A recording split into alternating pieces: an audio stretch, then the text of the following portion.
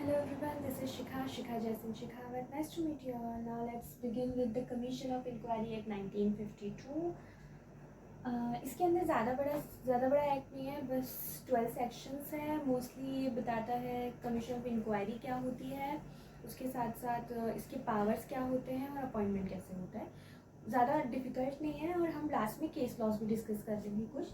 सबसे पहले है सेक्शन 1 बात करता है short title, extent and commencement की. तो शॉर्ट टाइटल क्या है? The commission of inquiry act 1952, it's a short title. Extent whole of India तक एक्सटेंट है इसका, सब जगह लागू होता है. और कमेंसमेंट 1 अक्टूबर 1952 के अंदर हुआ था. वैसे तो कमेंसमेंट कैसे होगा? जब भी गवर्नमेंट ऑफिस जो सेंट्रल गवर्नमेंट है जब भी नोटिफाई करेगी इन ऑफिशियल गैजेट, उस टाइम पे कमेंस होगा. तो कब नोटिफिकेशन आया था? 1 अक्टूबर 1952 से इसे कमेंस किया गया है by notification in official gazette. Section 2 बात करता है डेफिनेशंस के बारे में. सिर्फ 3 डेफिनेशंस दे के रखी है. फर्स्ट है एप्रोप्रिएट गवर्नमेंट की डेफिनेशन है. सेंट्रल गवर्नमेंट और स्टेट गवर्नमेंट दोनों एप्रोप्रिएट गवर्नमेंट हो सकती है, बट कब? अगर जो भी कमीशन है वो अगर सेंट्रल गवर्नमेंट ने अपॉइंट किया है और जो कमीशन जिस मैटर के ऊपर डील कर रहा है, जिस मैटर के ऊपर इंक्वायरी हो रही है, वो लिस्ट 1, 2 या 3 के अंदर आता है और 7 शेड्यूल ऑफ द कॉन्स्टिट्यूशन, तो फिर वो सेंट्रल गवर्नमेंट होगी, एप्रोप्रिएट गवर्नमेंट. अगर कमीशन को अपॉइंट किया है स्टेट गवर्नमेंट ने और जिस मैटर के ऊपर इंक्वायरी हो रही है वो लिस्ट 2 या 3 ऑफ 7 शेड्यूल ऑफ कॉन्स्टिट्यूशन आता है, तो फिर एप्रोप्रिएट गवर्नमेंट स्टेट गवर्नमेंट होगी. अब लिस्ट 1, 2 और 3 कौन सी है? Union list, state list and concurrent list, जो कि 7 शेड्यूल के अंदर आती है कॉन्स्टिट्यूशन की. कमीशन की डेफिनेशन ज़्यादा लंबी नहीं है, बहुत छोटी सी है. कमीशन का मतलब है जो भी कमीशन इस एक्ट के सेक्शन 3 के अंदर अपॉइंट हुआ है वो कमीशन है. और प्रिस्क्राइब जो भी इस एक्ट के अंदर दिया हुआ है, जो भी इस एक्ट के अंदर प्रिस्क्राइब किया हुआ है वही सब प्रिस्क्राइब्ड है. तो बस 3 definition. Section 3 appointment of commission. Section 3 के अंदर अपॉइंटमेंट दे के रखा है कमीशन का. तो इसका सब सेक्शन 1 बोलता है अगर एप्रोप्रिएट गवर्नमेंट का ओपिनियन है कि ये नेसेसरी है कि किसी मैटर के ऊपर कमीशन ऑफ इंक्वायरी बिठाया जाए, इंक्वायरी कमीशन बनाया जाए, तो वो एक रिजोल्यूशन पास करेगी या तो पार्लियामेंट के अंदर, पार्लियामेंट के दोनों हाउसेस के अंदर रिजोल्यूशन पास होगा. अगर एप्रोप्रिएट गवर्नमेंट सेंट्रल गवर्नमेंट है तो रिजोल्यूशन पास कहाँ होगा? पार्लियामेंट के अंदर. अगर एप्रोप्रिएट गवर्नमेंट अगर स्टेट गवर्नमेंट है तो रिस्पेक्टिव स्टेट के स्टेट लेजिस्लेचर में. इमेजिन अगर गुजरात की गवर्नमेंट अगर इंक्वायरी कमीशन बिठा रही है तो गुजरात के स्टेट लेजिस्लेचर के अंदर वो रिजोल्यूशन पास करवाएगी. एंड अगर वो रिजोल्यूशन पास हो जाता है तो उसको नोटिफाई किया जाएगा ऑफिशियल गैजेट के अंदर. और इंक्वायरी किस पे बैठेगी? जो सब्जेक्ट, एक डेफिनेट सब्जेक्ट मैटर के ऊपर जो पब्लिक इम्पोर्टेंस का है एंड स्पेसिफिक टाइम, अगर टाइम दे के रखा है उस नोटिफिकेशन के अंदर इतने टाइम में इंक्वायरी पूरी होनी चाहिए, तो उस स्पेसिफिक टाइम के अंदर अगर मेंशन है तो एंड परफॉर्म फंक्शन अकॉर्डिंगली. तो जितने भी फंक्शंस होते हैं, जो भी पावर वगैरह जो भी होती है वो नोटिफिकेशन के अंदर मेंशन कर दी जाती है कमीशन की. इफ इन केस अगर मेंशन है तो वैसे चलेगा, नहीं है तो वो खुद से भी बना सकते हैं, हम बाद में देखेंगे. बट फर्स्ट सबसेक्शन क्या बोल रहा है? एप्रोप्रिएट गवर्नमेंट को अगर लग रहा है, ओपिनियन है उनका कि इस मैटर के ऊपर इंक्वायरी कमीशन बैठना चाहिए, वो मैटर पब्लिक इम्पोर्टेंस का है, तो सबसे पहले रिजोल्यूशन पास कहाँ होगा? पार्लियामेंट में होगा या स्टेट लेजिस्लेचर में होगा, डिपेंड्स कि कौन बना रहा है, सेंट्रल या स्टेट. नोटिफिकेशन उसका ऑफिशियल गैजेट में पब्लिश होगा. इंक्वायरी एक डेफिनेट पब्लिक इम्पोर्टेंस के मैटर के ऊपर बैठेगी और स्पेसिफाइड टाइम और जो भी परफॉर्म फंक्शन अकॉर्डिंगली, यानी कि जो भी टाइम दे के रखा है उस नोटिफिकेशन के अंदर उस हिसाब से वो अपने फंक्शन परफॉर्म करेगी और उतने ही टाइम में उसे अपनी इंक्वायरी कंप्लीट करनी होगी. प्रोवाइडेड का मतलब है कंडीशन दे के रखी है. अगर जो अपॉइंटमेंट है वो सेंट्रल गवर्नमेंट ने किया है तो फिर स्टेट गवर्नमेंट सेम मैटर के ऊपर नया इंक्वायरी कमीशन नहीं बिठा सकती है जब तक कि वो पहले वाला कमीशन जो है वो फंक्शन कर रहा है. यानी कि स्टेट गवर्नमेंट, सेंट्रल गवर्नमेंट ने एक इंक्वायरी कमीशन ऑलरेडी बिठा के रखा है किसी मैटर के ऊपर, जैसे हमने देखा था वो लिस्ट 1, 2 और 3 तीनों में इंक्वायरी कमीशन अपॉइंट कर सकते हैं. यानी कि स्टेट के लिए जो भी स्टेट लिस्ट में जो भी चीज़ें दे के रखी है उनके ऊपर भी इंक्वायरी कमीशन बिठाया जा सकता है बाय सेंट्रल गवर्नमेंट. वो अपॉइंट करती है सेंट्रल गवर्नमेंट, एक इंक्वायरी कमीशन अपॉइंट करती है स्टेट रिलेटेड मैटर के अंदर. तो स्टेट जब तक कि वो गवर्नमेंट वाला फंक्शनिंग है इंक्वायरी कमीशन, तब तक नया वाला नहीं बना सकती है अनटिल अनलेस अप्रूव। अगर वो सेंट्रल गवर्नमेंट अप्रूवल नहीं देती है तो सेम टू सेम अगर स्टेट गवर्नमेंट पहले इंक्वायरी कमीशन अपॉइंट कर देती है लिस्ट 2 या 3 के अंदर, यानी कॉन्करेंट लिस्ट या स्टेट लिस्ट के अंदर, अगर स्टेट गवर्नमेंट यहाँ ये वाला सेम है, बस स्टेट की जगह सेंट्रल और सेंट्रल की जगह स्टेट ले लेना, इसलिए मैंने ऐसे करके रखा है। तो अगर स्टेट गवर्नमेंट पहले अगर बना देती है, पहले अपॉइंट कर देती है इंक्वायरी कमीशन को, और उसके बाद में सेंट्रल गवर्नमेंट जब तक या तो अप्रूवल ना ले ले या तो उसको ऐसा ना लगे कि जो स्कोप है इंक्वायरी का ये 2 से या 2 से ज़्यादा स्टेट्स के ऊपर हमें स्कोप बढ़ाना है, तब तक वो सेम मैटर के अंदर दूसरा इंक्वायरी कमीशन नहीं बिठा सकती। इमेजिन कि कहीं पे दंगे हो गए, मान लीजिए गुजरात और महाराष्ट्र के अंदर दंगे हो गए। अब गुजरात गवर्नमेंट ने जो है वो इंक्वायरी कमीशन बिठा दिया, सेंट्रल गवर्नमेंट नहीं बिठा सकती है। सेंट्रल गवर्नमेंट जब तक कि अप्रूवल ना दे दे, ये अप्रूवल नहीं दे रहे, गुजरात गवर्नमेंट ने सेंट्रल गवर्नमेंट को अप्रूवल नहीं दे रही कि हमारा कमीशन ऑफ इंक्वायरी की फंक्शनिंग पहले पूरी हो जाए, तो फिर आपको जो भी है काम है फिर आप दूसरा वाला बिठा देना, दूसरा वाला अपॉइंट कर देना। लेकिन ये महाराष्ट्र में भी हुए थे। अब सेंट्रल गवर्नमेंट क्या कर सकती है, अगर उन्हें इसका इंक्वायरी कमीशन का जो स्कोप है ये 2 स्टेट तक बढ़ाना है, तो क्या करेगी, वो नया इंक्वायरी कमीशन अपॉइंट करेगी सेम मैटर के ऊपर जिसका स्कोप दोनों स्टेट्स को कवर कर रहा हो, तो उस केस में ये पॉसिबल है, अदरवाइज नहीं। तो सब सेक्शन 1 क्या बोल रहा है, अपॉइंटमेंट के बारे में बोल रहा है कि अप्रोप्रिएट गवर्नमेंट करेगी जब उसका ओपिनियन होगा कि नेसेसरी है, वो रिजोल्यूशन पास करेगी पार्लियामेंट या स्टेट लेजिस्लेचर के अंदर। अगर रिजोल्यूशन पास हो जाता है तो ऑफिशियल गैजेट के अंदर नोटिफिकेशन दिया जाएगा, और मैटर कैसा होना चाहिए, एक पब्लिक इंपॉर्टेंस का मैटर होना चाहिए जिसके ऊपर इंक्वायरी कमीशन अपॉइंट की जा रही है। 2 कंडीशन दे दी है, अगर सेंट्रल गवर्नमेंट पहले बना चुकी है तो स्टेट गवर्नमेंट नहीं बनाएगी जब तक सेंट्रल गवर्नमेंट वाला फंक्शनिंग है, जब तक अगर उसने अप्रूवल नहीं लिया है। तो अगर स्टेट गवर्नमेंट पहले बना चुकी है तो सेंट्रल गवर्नमेंट नहीं बनाएगी जब तक स्टेट या तो अप्रूवल ना दे दे या तो उसका जो इंक्वायरी कमीशन का स्कोप है वो 2 या 2 से ज़्यादा स्टेट में उन्हें बढ़ाना हो, तब तक। एक्शन 2 सब सेक्शन 2 और सेक्शन 3 बोल रहा है कमीशन में कितने लोग हो सकते हैं। कमीशन में एक इंसान भी हो सकता है, एक से ज़्यादा मेंबर्स भी हो सकते हैं, और अगर एक से ज़्यादा मेंबर है यानी अगर 2 भी हैं तो 2 में से एक को एज ए चेयरमैन वहाँ पे स्टैब्लिश किया जाएगा, अपॉइंट किया जाएगा कमीशन के अंदर। सबसेक्शन 3 बोल रहा है vacancy can be filled at any stage, यानी कि अगर कमीशन के अंदर किसी भी पॉइंट ऑफ टाइम पे वैकेंसी क्रिएट हो रही है, फिर चाहे वो कमीशन एक इंसान का हो या एक से ज़्यादा इंसानों का हो या कितने भी मेंबर हो, डजेंट मैटर, अगर कभी भी वैकेंसी क्रिएट हो रही है तो उसे किसी भी पॉइंट ऑफ टाइम पे फिल किया जा सकता है। 4th report late before.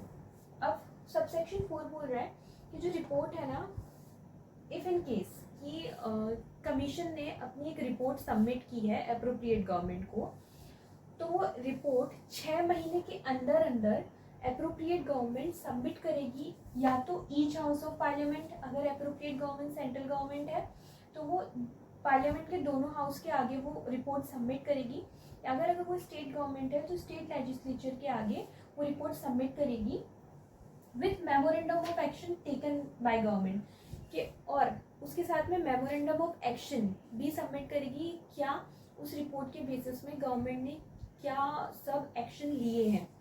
तो कैसे, with in 6 month of submission of report of commission, जो मैंने पहले बता दिया, कमीशन है उसने कोई रिपोर्ट सबमिट करी एप्रोप्रिएट गवर्नमेंट को, अब वो एप्रोप्रिएट एक second just give me a second,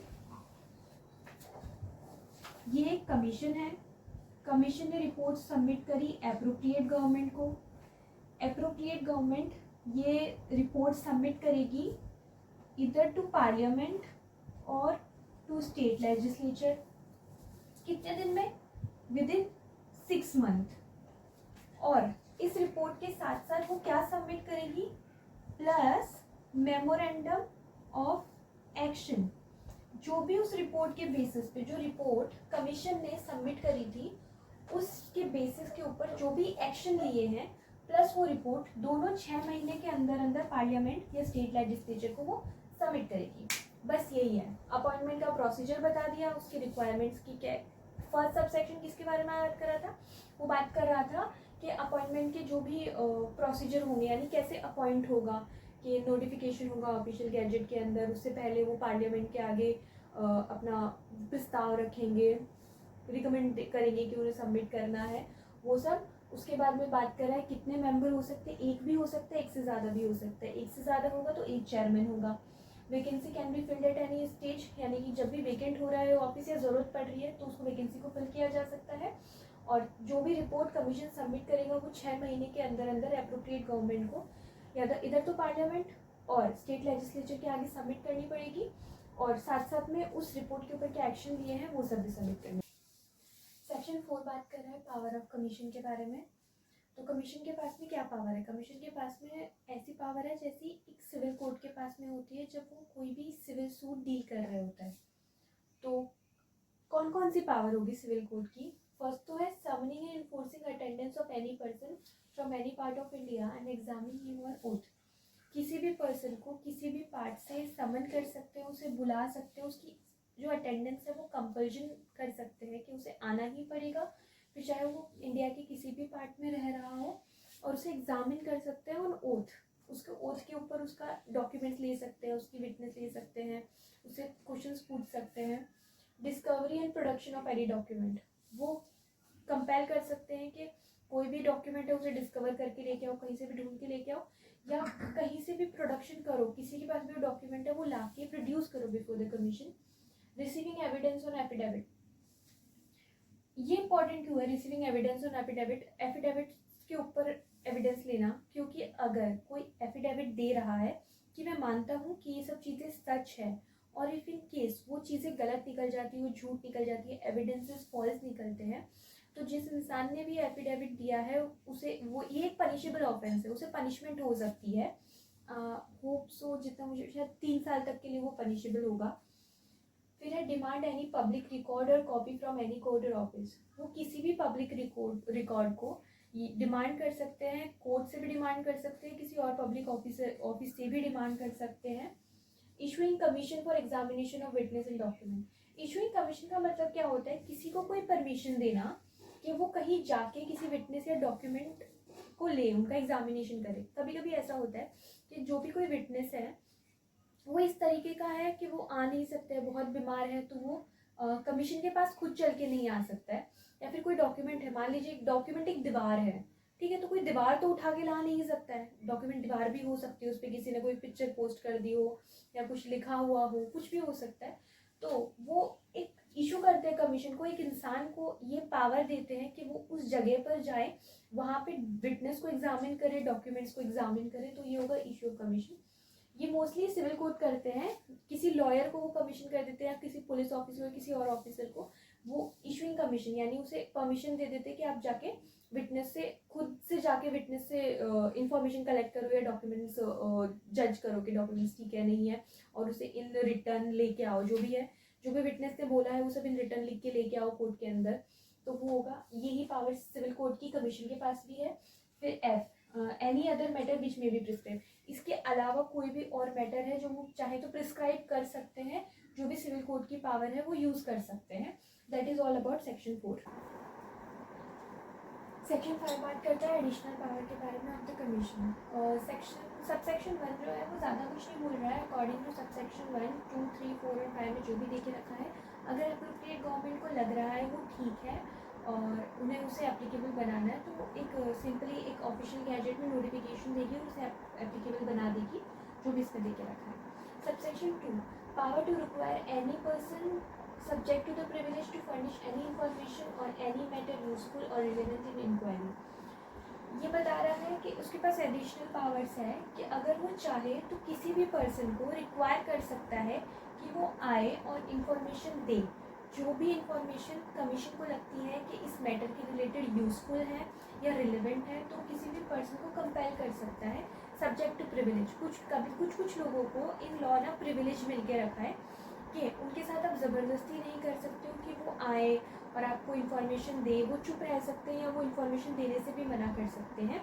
तो सब्जेक्ट टू दैट प्रिविलेज, वो प्रिविलेज का रिस्पेक्ट होगा, उसके अलावा वो किसी को भी कंपेल कर सकते हैं। और सेक्शन आईपीसी के अंदर जो सेक्शन 176 और 177 दे रहे हैं वो भी फॉलो होगा। यानी 176 अगर कोई ओमिशन करता है, कोई भी पब्लिक ऑफिसर किसी से बोल रहा है कि आप ना मेरे को कोई इन्फॉर्मेशन प्रोवाइड करो, वैसे कमिश्नर इसको बोल रहा है कि मेरे को कोई इन्फॉर्मेशन प्रोवाइड करो, और अगर वो देने से मना करता है ऐसी कोई भी इन्फॉर्मेशन, तो उसका पनिशमेंट क्या होगा वो 76 में दे के रखा है। या फिर 177 के अंदर दे के रखा है अगर वो फॉल्स इन्फॉर्मेशन फर्निश करे तो उसका पनिशमेंट क्या होगा। ये सारी पनिशमेंट भी civil court as a civil court, यहाँ पे भी power as a civil court ही दे के रखी है उनको, बट ये कुछ एडिशनल पावर्स हैं। फिर है सेक्शन 3, कमीशन और any officer not below the rank of gazette officer may enter any building place they believe that any book of account or document may found at that place and may seize them, take extra copies। यानी कि commission को अगर लगता है या तो commission को खुद उस बिल्डिंग या प्लेस में एंटर करनी है या कोई officer on behalf of commission उस जगह पर एंटर कर रहा है, और वो ऑफिसर कैसा होना चाहिए, वो below the rank of gazette officer नहीं होना चाहिए। गैजेट ऑफिसर कौन होगा, जिस भी ऑफिसर का अपॉइंटमेंट है वो गैजेट में नोटिफाई होता है। मोस्टली ये हायर रैंक ऑफिसर्स होते हैं जो यूपीएससी और पीएससी वगैरह दे के आते हैं, तो उनसे बिलो द रैंक का नहीं होना चाहिए। किसी भी बिल्डिंग या किसी भी प्लेस में एंटर करेंगे जहाँ पर उनके पास स्ट्रॉन्ग रीज़न टू बिलीव है कि यहाँ पे हमें कोई बुक ऑफ अकाउंट मिल जाएगी या फिर कोई सब्जेक्ट मैटर से रिलेटेड कोई डॉक्यूमेंट हमें मिल सकता है, वहाँ पे जा सकते हैं और इवन उसे सीज भी कर सकते हैं। और इसकी भी पावर उनको सीआरपीसी के सेक्शन 102 और 103 से मिल रही है। 102 पब्लिक सर्वेंट को एक पावर देता है जिसके अकॉर्डिंग वो कहीं पर भी एंटर कर सकते हैं और वो चीज़ें सीज कर सकते हैं जो उन्हें लगता है कि ज़रूरी है। या फिर सेक्शन 103 जहाँ मजिस्ट्रेट अपने प्रेजेंस में किसी भी जगह को चेक करने की परमिशन देता है। तो एडिशनल पावर कैसे हुई, ये पावर इनको कैसे मिल रही है, आईपीसी और सीआरपीसी के अंडर ये पावर्स इनको मिल रही है, इसलिए एडिशनल पावर है। पहले जो पावर मिली थी वो सीपीसी में जैसे सिविल कोड की पावर होती है वैसे मिली थी, यहाँ पे ना एडिशनल पावर्स मिल रही है। फिर है section 4, commission deem to be civil code, ये CC equals to civil code in offence of section 175, 178, 179, 180 and 228 of IPC. Commission के पास में सिविल कोड की पावर आ जाएगी अगेन, कौन सी जगह, कोई भी ऐसे ऑफेंसेस जो आईपीसी के अंदर हो रहे हैं अंडर सेक्शन 179, यानी ओमिशन, कोई भी डॉक्यूमेंट प्रोडक्ट करने के लिए ओमिट कर रहा है। 178 अगर कोई भी रिफ्यूज़ कर रहा है, कोई भी आंसर देने से या अपना साइन देने से रिफ्यूज़ कर रहा है, या फिर स्टेटमेंट के ऊपर या फिर कोई इन्फॉर्मेशन है जो पब्लिक ऑफिसर डिमांड कर रहा है वो देने से रिफ्यूज़ कर रहा है, तो उसको कैसे ट्राई करेंगे या उससे रिलेटेड कैसी पावर्स होगी, सिविल कोड जैसी पावर आ जाएगी उनके पास में।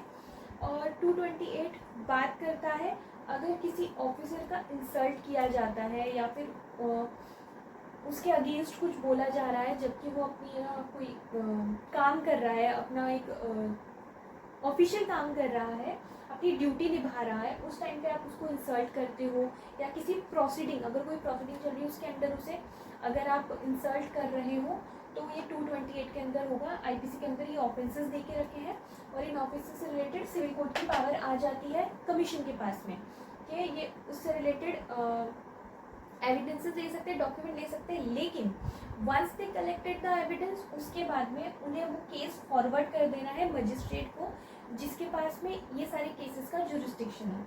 कमीशन के पास कहाँ तक पावर है, अगर ये सारे ऑफेंस हो रहे हैं तो वो इन ऑफेंस पे समन कर सकते हैं। अच्छा ठीक है, समझ आती हूँ।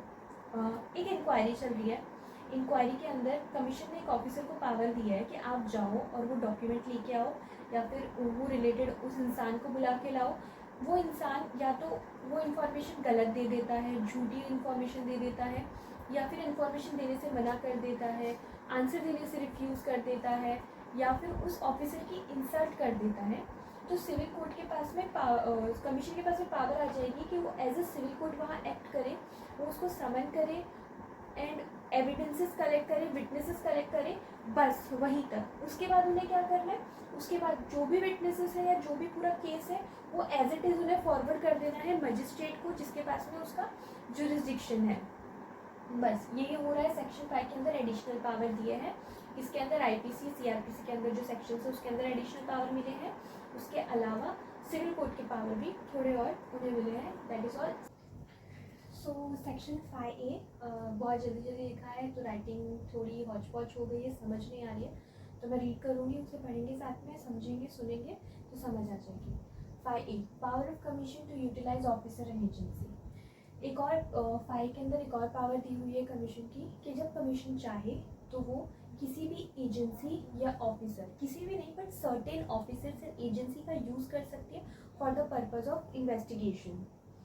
तो इसका सब सेक्शन 1 है commission for the purpose of investigation. जो कमीशन है ना वो इन्वेस्टिगेशन पर्पज के लिए में यूटिलाइज कर सकती है क्या क्या। If commission appointed by central government any officer or agency of central state government with the prior permission of respective government। यानी कि अगर वो जो कमीशन है वो अपॉइंटेड बाय सेंट्रल गवर्नमेंट है तो वो सेंट्रल गवर्नमेंट या स्टेट गवर्नमेंट की किसी भी ऑफिसर या एजेंसी को यूज़ कर सकती है या यूटिलाइज कर सकती है for the purpose of inquiry, but with a prior permission of respective. मतलब प्रायर परमिशन चाहे सेंट्रल का हो चाहे स्टेट का हो, पहले उन्हें प्रायर परमिशन लेनी पड़ेगी रिस्पेक्टिव गवर्नमेंट से।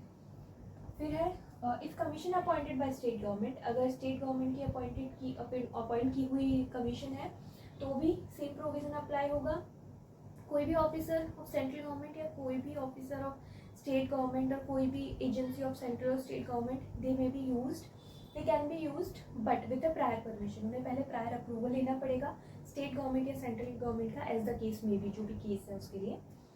Subsection 2 any officer agency whose services utilise. मतलब जो भी ऑफिसर या एजेंसी जिनकी सर्विस कमीशन ले रहा है उनको भी कुछ पावर मिल जाएगी एज अ कमीशन की तरह, उनको भी एक पावर मिलेगी। क्या? फर्स्ट वो समन कर सकते हैं या इन्फोर्स कर सकते हैं किसी की भी अटेंडेंस, किसी भी पर्सन की अटेंडेंस इन्फोर्स कर सकते हैं, उन्हें समन कर सकते हैं, उन्हें एग्जामिन कर सकते हैं। जैसे कि हमने पावर ऑफ कमीशन देखा था, वैसे ही यहाँ पे ये सेम पावर उनके पास भी होती है, समन कर सकते हैं या इन्फोर्स कर सकते हैं किसी भी पर्सन की अटेंडेंस विद इन इंडिया के अंदर, किसी भी पार्ट से किसी भी इंसान को बुला सकते हैं, उसे समन कर सकते हैं, सेम पावर इनके पास भी है और उन्हें एग्जामिन भी कर सकते हैं। फिर है be required discovery and production of any document. वो किसी भी डॉक्यूमेंट या उसको प्रोडक्शन करने को बोल सकते हैं, किसी भी डॉक्यूमेंट की डिस्कवरी, मतलब किसी भी डॉक्यूमेंट को ढूंढने या फिर किसी के पास उन्हें पता है तो उन्हें प्रोड्यूस करने के लिए बोल सकते हैं। फिर है सी डिमांड पब्लिक रिकॉर्ड और कॉपी फ्रॉम एनी ऑफिस। कोई भी पब्लिक रिकॉर्ड है या फिर उसकी कॉपी वो डिमांड कर सकते हैं किसी भी पब्लिक ऑफिस से। सेक्शन 5A का सब सेक्शन 4 बोल रहा है सबमिट रिपोर्ट। कौन सी रिपोर्ट? Investigation report. जो भी उस ऑफिसर या एजेंसी ने इन्वेस्टिगेशन की है वो रिपोर्ट उसकी सबमिट करेंगे।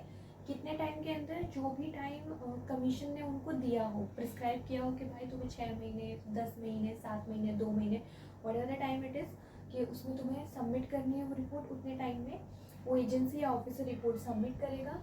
अब कमीशन ना जो रिपोर्ट उनके पास जो इन्वेस्टिगेशन रिपोर्ट आई है वो उसे चेक कर सकते हैं, उसकी करेक्टनेस की, रिपोर्ट सही है या नहीं है। कैसे चेक करेगी? जिसने भी वो जो भी कोई लोग थे जिन्होंने वो इन्वेस्टिगेशन किया है या उस इन्वेस्टिगेशन में असिस्ट किया है उनको एग्जामिन करके कि क्या वो रिपोर्ट सही है या नहीं। फिर है section 5B to appoint assessor can appoint persons having special knowledge of matter to assist and advise and entitled travelling and other expenses. क्या है? पावर 5B बोलता है power of commission to appoint assessor.